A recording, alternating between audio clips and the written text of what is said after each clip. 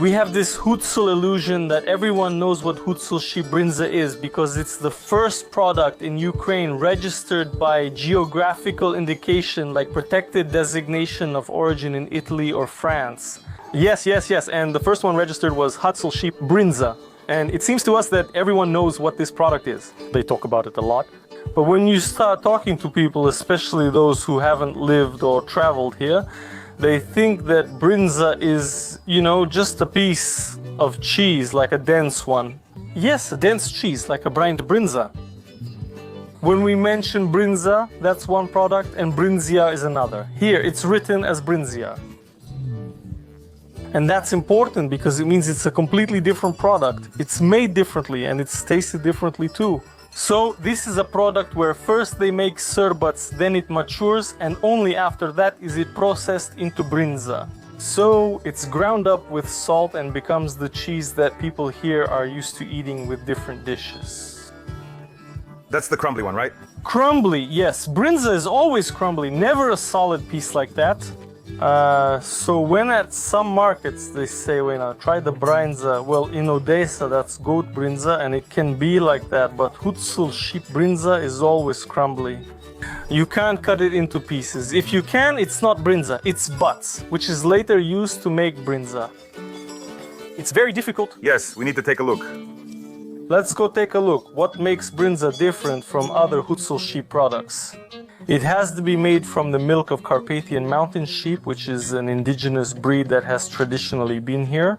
These sheep have to graze on the mountain pastures at an altitude of no less than 700 meters. So this is a high mountain cheese. And during this grazing, no additives or feed are used, only grass grazing. So it just walks around on its own? Yes, only grass-fed free grazing, very important. Next, the following criterion is unpasteurized milk. That means the milk is taken freshly milked and immediately processed into bucks while it's still warm. And that's right there on the mountain pasture, am I correct? It happens right on the mountain pasture. Why is that important? When we use unpasteurized milk, it contains natural enzymes and all the delicious flavors that come from this very pasture. If we pasteurize it, we'll kill everything. And then we'll basically be making an industrial cheese. Here, if you take it fresh, milk it right away, and make it immediately, then it's healthy, tasty, and most importantly, terroir driven. Because that's what terroir is. This is the first time I've heard about terroir for cheese. Well, how? So what is terroir? It's a combination of the natural characteristics of a specific area and the production technology. It's a defined concept of what will make this cheese different from another one. It's impossible to make Hutsul sheep Brynza, for example, in Kropivnitsky, because the grass is different there, the air is different, and the water is different. The animals are different too. Why must they graze at least 700 meters away? Because this is an area where special grasses grow. Accordingly, this affects the quality of this cheese and its unique characteristics.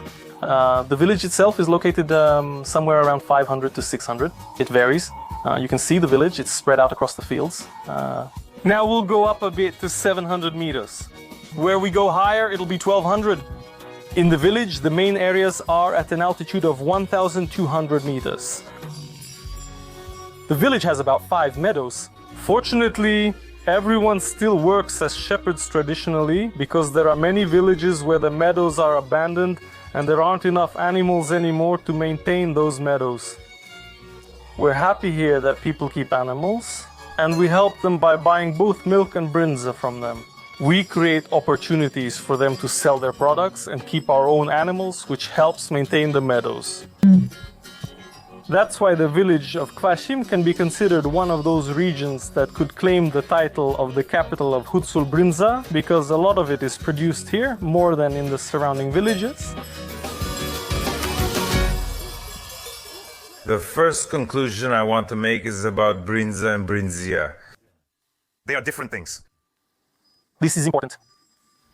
Thank you. Voti Bigovi Hall. Familiar? Definitely.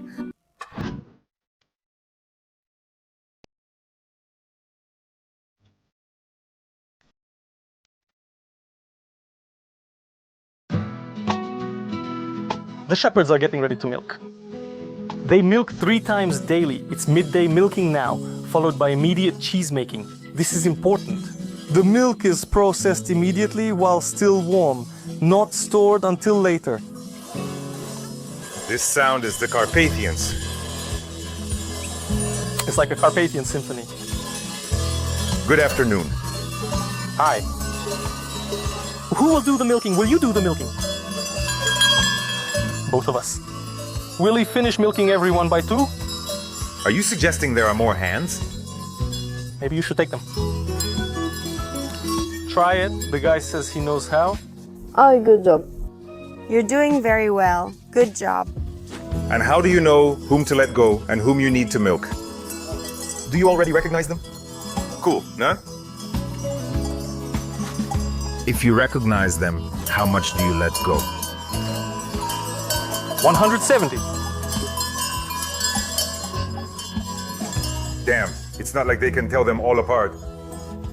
170 sheep need to be milked. I know, this one needs to be milked and this one doesn't. This is, of course, really cool. Mine are here too, and I recognize them by their tags. Red ones, yes. Red and green. So I can tell, oh, that's mine. Not because I, like, hey, Marusha, hi. No, I just recognize them by that. And they know them. I say, that's that sheep, that's that sheep. If there are 170 dairy sheep, that means about 50 or 60 families gathered and brought these sheep here. So this is like a business for them, right? I mean, do they bring these sheep to them in the Highlands? The tradition is that every spring, all the owners bring their sheep here. I have 3 sheep, you have 5, someone else has 50. They brought them. There's a holiday which is also a work process where they measure how much milk each sheep produced. They milk all the sheep, measure the milk and count it for you. Over more than 100 days with the sheep each season, you get about 20 buckets of milk. So accordingly, you have to come up here twice a season and together with the shepherds, milk and make cheese. And that's your cheese. The next day, another owner will come. Well, but that's a lot of trust. That is, the shepherd is trusted with their animals. The shepherd is responsible for the animals' care and must compensate if anything happens to them. In Europe, there are agricultural cooperatives. They are legalized, they have charters, but here it's more of a people's charter. So basically, it's a cooperative. This is community property.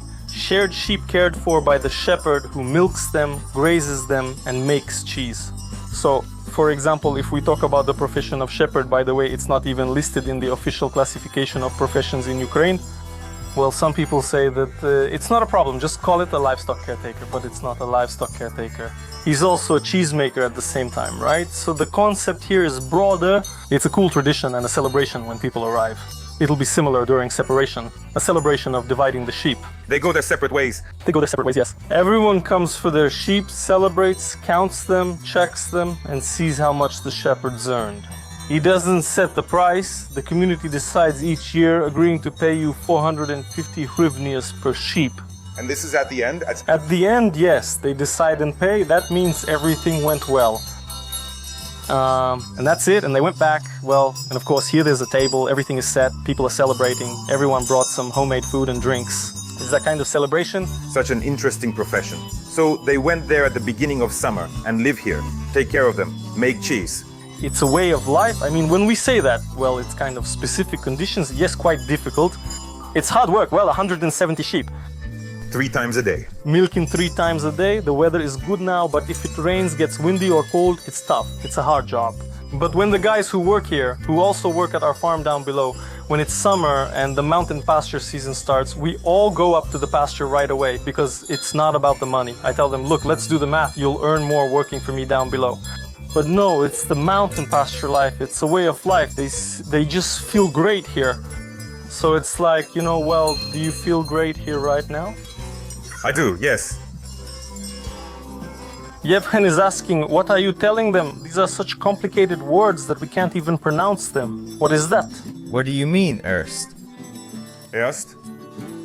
What does that mean? Gone? She went to the parade. Erst? There was also a Veriga. How? Who was shouting there like that? Or I'm already free. But how? Gaita, Gaita. I'm Vassal. His name is Danilo. He does everything the same way. We're looking into this matter. Yes. Right here.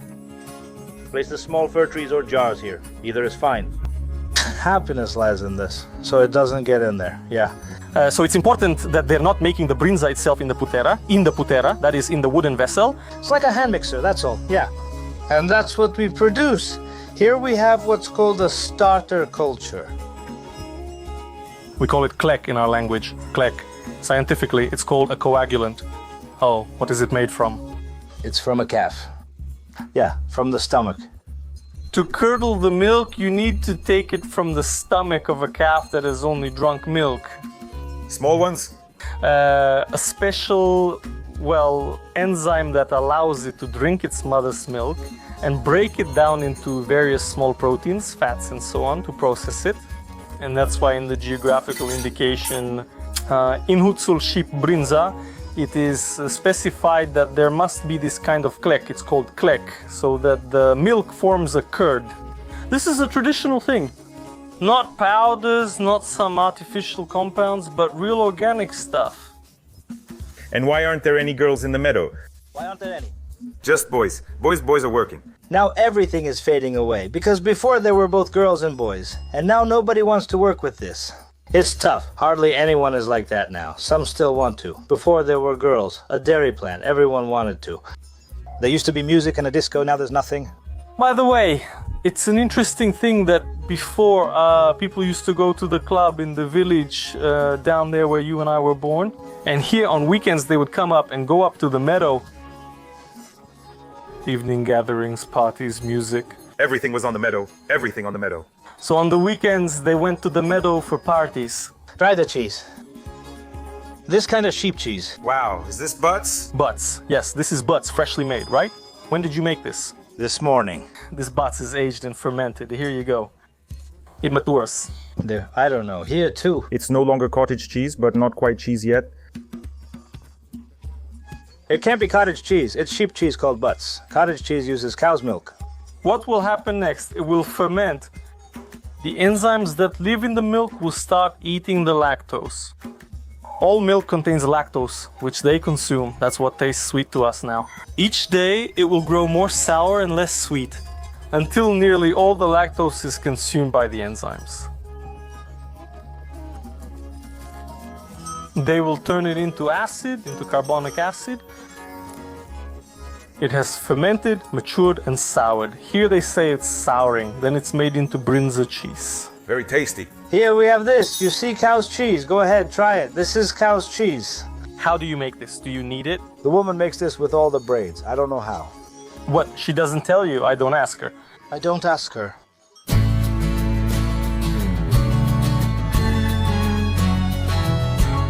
How much do you have now? And it's 2 o'clock for me. What about there? How is that possible? That's our local time, but people called it Romanian time, saying it came from Romania. That's the time we follow. So you don't live by Kiev time? Some follow Kiev time, but we use our own. Once I arranged to meet with Vasil. I say, Vasil, where are you? He says, I'm still on my way. So he was going by local time and I was going by Kiev time. You need to clarify things here and specify time zones when making arrangements.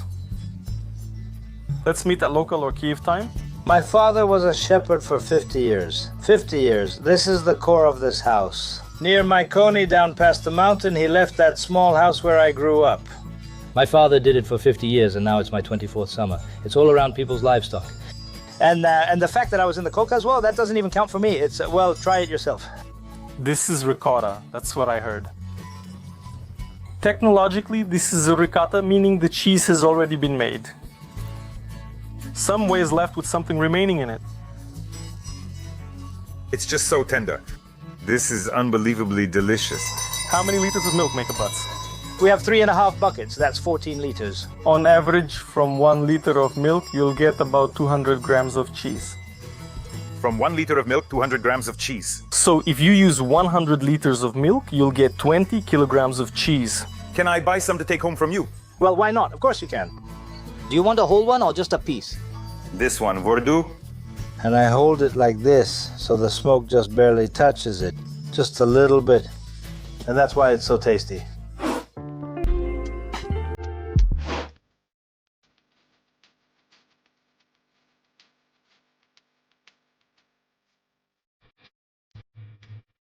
I'm Dimitro. I make craft cheese in the Carpathians. This Budz? Yes, these are Budz. Some are still hanging, others are drying, they're maturing. And how does it turn into Brynza after that? Carpathian Brynza differs from the Brynzas we know from Bessarabia and other areas of Ukraine, because this cheese is used not as a true product, but as a spice. Hutsuls use Brynza to season their dishes. Meat dishes, porridges, soups, anything hearty. So first Budz is made. This cheese is collected and unpasteurized. It is gathered into a heap, dried, and it matures at a warm temperature. Afterward, Budz is ground and kneaded using various techniques. Some use a meat grinder, right? A large meat grinder or wooden pestle, different times the same technique. So it is chopped very, very finely. After that, salt is added to taste. Some housewives like it very salty, some housewives less salty, and then it is put into barrels. And it is aged for a whole year. Yes, you can try it. I can with pleasure. It's so brittle. It's so tasty. Yes, this is from Menshif, where our other cheese factory and grazing cows are located. Our cows graze in the pasture. We sell this kind of cheese. Tell me, please, how did Hutsuls usually do it up in the mountains? Yes, it's a small hut. There's a fire, it's cool in here, it's like a small workshop. We work the way the ancient technologies did. We don't change the process itself, but equipment, working conditions, and sanitary standards now require a different approach. And that's why this is simply a well-equipped cultural cheese dairy, like the ones that used to be in the Highland pastures. The technology is unchanged. But Alexander said that there are different types of Brynza. There's summer, autumn, yes. Is that really so?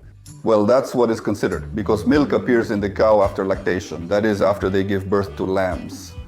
During this grazing period, the milk's composition also changes. One composition in spring, another in summer, as this is also seen as livestock grazing. It's because of the grass here that she's eating, right? Yes, right now she's eating flowers. At the beginning of summer, there are more flowers. In autumn, the grass is drier and they begin to gather as the mother prepares, since the milk gets more concentrated. That's why Brynza always differs, depending on the quality of the milk, because nothing else affects it. The natural rennet there doesn't change throughout the year, and it's considered that autumn Brynza is the fattiest, the tastiest, and the juiciest. And it keeps longer because it has fat, and fat is a preservative that helps store these Brynza. So you also need to find out what kind it is? Well, preferably summer, because that's the longest period. There's spring, but it's generally considered unsuitable. That is, it's used for some urgent needs or for young cheeses. And autumn, it's the tastiest. The shepherds keep it for themselves, not giving it away. We do the same, making it for ourselves. Conclusion number 2. Brynza can be different. There is summer, spring, autumn, and autumn is the best one, right? Yes, that's correct. I saw it here, it's hanging. Mold, is that bad? No, look, we left it this way as decoration because that's how it matures in the mountain pasture. It gets covered with mold, you see, and that's just the surface. And it's supposed to get covered, right? Yeah, they wake it up. We don't. They chop it up at home to make it smaller, but it gets moldy. Sorry, what does wake it up mean?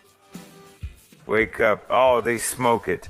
They smoke it. Once covered, it develops its own flavor. We wash it, let it mature, and then the washed cheese is crossed. So the mold doesn't go inside, it just adds flavor. We use cheeses without artificial rind. So we don't cover it with any kind of coating or anything. We use a washed rind. And for these kinds of cheeses, it's typical that the mold covers the top layer. So it gives its own flavor and taste. That's not a bad thing, because there's nothing harmful here. Everything is processed, the chamber is clean. This is mold, that's how it naturally is. After that, the cheese is washed with water, and then it's stored further. Today I was told that there is a difference. Summer cheese, spring and autumn. The difference is that, how to say, from Ivan Kupala, the milk starts to become richer. Because the pasture is thick now, and the milk is thicker, and it's called heavier milk. And what is pasture? It's more like grazing, not Pavlo. In spring, the pasture and milk are thin, so there's lots of milk, but less nutrition. Now, everything's measured by weight. So this autumn one, it's the strongest. That's why it's so tasty. Slowly. My father was a shepherd for 50 years, he said, but he didn't teach me. Others taught me. They were older, but ours have passed away. He told me I don't know and can't do it. I can't work in the kolkhoz. There were 500 to 600 sheep. A large barrel and several buckets, each holding 6 or 7 liters of milk. He said, "You say that because you don't know." Another told the milkmaids at the collective farm to work, so I learned to make milk there. By the time I started, those people had already passed away. People even put me right here. Someone among you will be making milk. Of which is milk? To try it raw? It's delicious milk, I swear. It doesn't smell. Thank you. They confirmed it's tasty. It's tasty, really tasty. It's even sweet. Yes, make it. The fat content is nearly double that of cow's milk. More protein and all the nutrients.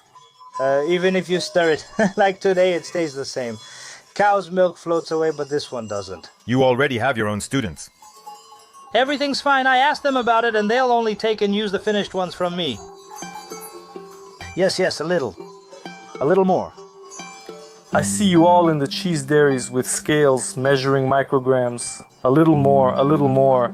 Now they've added clay or a coagulant. So the milk has to form now. Right now it's liquid, but it needs to form a curd. So it will become like jelly. So how long do you usually wait for it to... Well, you need to wait at least half an hour. Half an hour. So in half an hour we'll see this magic of turning milk into... It just sits there by itself. You don't have to do anything. That's it. Then the magic happens. And what's this for? Vatra, yes. Vatra. Is it to smoke it? It's still green there. The fire starts the process. You mean that if we're talking about making buds, then temperature doesn't matter for buds? So here the milk is warm because it was just milked, so you don't need to heat it up additionally. And you see that this is wooden cookware, so you can't heat it up anyway. But after the buds was made, there was zhenitsia or whey left, which was poured into this cauldron and heated over the fire to make what you liked. And how much cheese do you eat per season, per liter? I don't know. I don't write it down. I don't know. I eat as much as I need. I eat as much as I want. Do you eat cheese properly every day? Yes, I don't want to eat cheese anymore. No. I already do. Is it true what I heard, that the fire here in the Kaliba has from beginning to end? So you came in here when there. Well, that's an old tradition. You have to spread it out, and then if you move to the second stable, you take it in a bucket or carry it over just to have it, even just the leftovers, just to have it from the belly. Well, it gives something into the system. Well, all right. So you're here for 100 days and it doesn't go out for 100 days, right? No, sometimes we're here, sometimes there. My father and Oleksi's grandfather used to meet here with 500 sheep at this spring pasture, including 300 owned by others. They stood here side by side. Plus, over there where Prailuka is Georgiava, there was Pesa and another one. They also joined together. They had 470 to 480. Plus, on the smaller side, I remember there were 200 cows. There were about 150 to 160 cows here. Everything was included. Now, there are only a few sheep and cows left. But look, if you compare it to other villages, ours is still alive. There are still shepherds and so on. Moreover, people drive livestock here from other villages. Why? Because there is no one there to herd or anything like that. And the more... There isn't anyone this year, and there will be. We need someone like that. He was already 10, but hadn't spent 10 years here when he started, this little one. And now he has first place in shepherding. First place! You wouldn't find anyone better than him for milking or with the sheep. And how old is he? 17. And what cool thing can you say? So what do you like? In the village, in the whole village. His grandfather was a shepherd. To go there, I don't know, to the club in the village or to hang out with friends. Life here is completely different. He's not interested in that? So why did you choose this kind of real life? Because I just wanted to. Well, do you regret it? No. And how much money do you make per season? It depends on how many sheep we gather. How many? It all depends on the number, right? Yeah. So, is it profitable? Or is it just to keep things going and for the fun of it? It's mostly a hobby, honestly. Most people dislike counting, but we can. How much did you earn this year? 400 drevnias or another amount? It was 400. 400. For instance, if there are 200 heads at 400 each, that's 80,000 rivnias.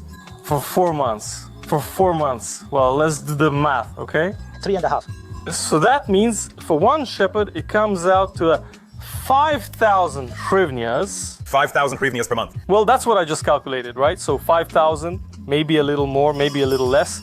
But this is a round-the-clock job. It's not a job from 8 to 5. And then you go home, right? That's milking 3 times. And this is what I'll say, that's exactly what we're getting at. And everyone needs to make an effort, give up vodka and beer, so you can give people cheese Brynza, so you can sell it and still make some extra money. Some more cheese? When you sell the cheese, then you have something extra. Well, look, what's the plan? A person gave you a sheep, and from this sheep, he has to give, let's say, 10 kilograms of cheese, right? About 10 to 12 kilograms from each one, right? That's the average. What kind of sheep is it? Some give more, some give less. So, accordingly, if they grazed well, took good care of the livestock, milked properly. And from each sheep, they got 12 kilograms. Yes, yes. And so the shepherds also get something, well, as an extra income. But if you worked poorly or the weather was bad, you earned less. Yes, or... You earned poorly, yes. So I asked the guys who gave away their rations. Ridip means that those people who gave away sheep have to give them cheese when they come up here. They say it will take about 2 weeks and then they'll give it back, right? That's it, and then everything will be ours. And after that, from then on, there will always be cheese that they can take for themselves or sell, right? Yeah, some people say, you're crazy, why do you need this? But I've worked and traveled in Karelia, Leningrad, the Czech Republic, and more. This is my own story. I worked in Karelia 10 kilometers from the Finnish border in the forest. I had money and things were fine. I could have gone again, but no, I came back and went straight to the mountain meadow. That's what I said. It's a lifestyle. Some people, like enthusiasts who worked in the Czech Republic and earned good money, as soon as spring comes, that's it, they're already heading home. His head hurts and he feels unwell, but once home on the mountain pasture, he feels fine. He says even the sun in the Czech Republic isn't as warm as it is here. Half an hour has passed since we added the klek. Half an hour, by the way, whether it's local time or Kiev time, it's still the same half an hour, nothing changes. The milk was thin, so we added the klek. Show how it looks now, see? So now it already has this kind of curd, wow. It's like jelly. It's like jelly, yeah. The magic of transforming different proteins has happened. And now... Oh, beautiful. Dima, you shouldn't have missed that. It was really beautiful. So, are we taking it out? Let's do it, and you can too. Do you allow me? Yes, lift it like that. Oh! And just beat it like this, right? You can do it more actively. Yeah, got it. It's called, what's the correct name? Zabadaliu. Zabadaliu. The cheese will be ready in half an hour. See, so what's our job? The task is to separate the whey from these cheese grains, yeah? To make it as dry as possible. For example, when they make a cheese like gorgonzola, they make sure the pieces are large and soft. But here the goal is to make them very tiny, right? Is that correct? You can really do it more actively like this. Keep breaking them up. Break them up. Oh, just break them up for now, right? So break them up so the membrane comes off a bit, right? And then you'll do it more actively, right? How much time do you spend separating them? 5 minutes. 5 minutes? Yes, yes. There are about 20 liters here now, right, Vasil? About 22 to 25. So we'll get about 4 kilograms of buds here. There will be more. There will be more bus, and then there will be buds. About 5 or 6 kilograms. There will be 5 or 6 kilograms. The magic of making the boots. See how slowly he does it. By the way, this is a technique that's used. I haven't seen it anywhere else. Forming the boots like this is specific. Usually they just pour it into cheesecloth to form it. I expected that, but here, if a shepherd does it this way, it would be a disgrace for the shepherd if he doesn't know how. A great disgrace. That's why it's necessary for the bud to already form there and for it to be taken out already ready and formed. You see, right now it's slowly forming. By the way, this is real slow cheese. This movement about slow food, which exists all over the world, says that we need not fast food, but slow food, meaning slow food. Slow food means that it is produced over a certain period of time, traditionally with different technologies, and it's natural. That's why our kvass here is like slow village. Everything is slow and unhurried. So even if you are not served quickly, that's part of the concept. It's part of the concept. Don't rush. You came here to relax. Enjoy. Live slowly. If you want to rush, Kyiv has places for that. Here, just relax. Am I right? This grass-fed grazing, is that the thing in Europe that costs a lot of money? Moreover, they are now trying to reorient many of their farms from industrial production to grass-fed grazing. So, if in Europe or America it says that the meat, milk or cheese comes from grass-fed animals, the price is immediately different because the quality of this milk, the benefits of this milk, they are completely different. All cheese here comes from grass-fed animals. It's tradition. And it turns out that here, those traditions, what they want is to change the diets. And here, traditionally, it was grass-fed because there was no way to grow grains and so on in the mountains. That's why the animals are specially adapted to this diet. If you take a big cow or a sheep from a large farm, it won't be able to live here in the mountains because it's not adapted and it would need additional or rather different care. For example, in Europe, they want to reduce the impact of veterinary medicine on livestock farming. Some kind of medicine, right? Yes. On big farms, the veterinarian handles things and is responsible. If he disagrees with antibiotics or anything else, he manages it. And whether the animal needs it or not, during its year of life, it receives dozens of medications, antibiotics, and so on. And all of that ends up in the milk afterwards. Yes, it ultimately ends up in both the milk and meat. Here, on one hand, there's a problem because veterinary care is quite limited since the area is vast and there aren't enough doctors. However, the animals have almost no problems. Antibiotics and certain medications. So this brings us back top notch. So for a European product, this is a great thing that we just have here. We don't need to change anything. Cool. So you just need to listen to nature. Because as we started this morning, there's no need to invent anything or set yourself against nature. Because when we keep animals confined all year without grazing, we're setting ourselves against nature. That is, we create unnatural living conditions and then are forced to... They just stand and eat. Yes, they stand and eat. But here, everything is available. You just need to listen to tradition, to nature, and you'll get amazing cheese. Right now, it's not valued that much yet, but I'm sure we're moving towards Europe. And there in Europe, when they understand... They'll try it, yes, and they'll understand. They'll understand. It will be a product that will cost on par with well-known Italian, Spanish cheeses. In the village, all of this is still preserved and people keep it. But in the two neighboring villages, almost no one keeps or does anything anymore. They don't keep it. Those households are already declining and so on. That's why I'm grateful to people like Vasil who still keep things going. Yes, the conditions are tough. Yes, there's no real opportunity to improve things significantly and so on. But they still do it. Now, one delegation is coming. You'll see. Pay attention.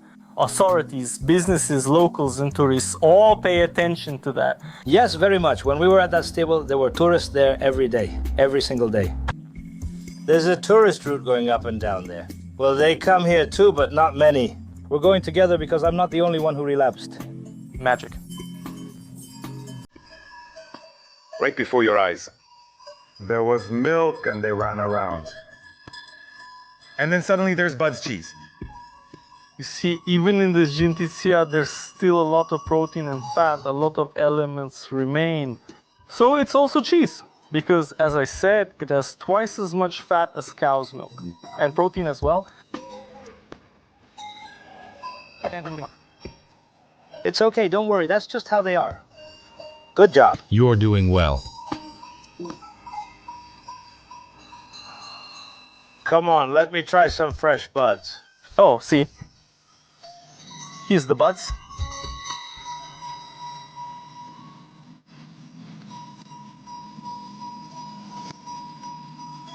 Give it to the other one. We'll share. It's still warm, actually. Cool. Go ahead and try. So sweet. No, hold on. Yeah, kid. Oh! Still, you need me here too. That's it, you see. The Budz is ready. Yes, upstairs, Andre, the bucket. Are you coming in? No, there's cheese and buds here all set. And this is Budz. Budz, yes. Are you not going to make Budz now? No. That's not enough. You need more tonight. We'll eat a little, right?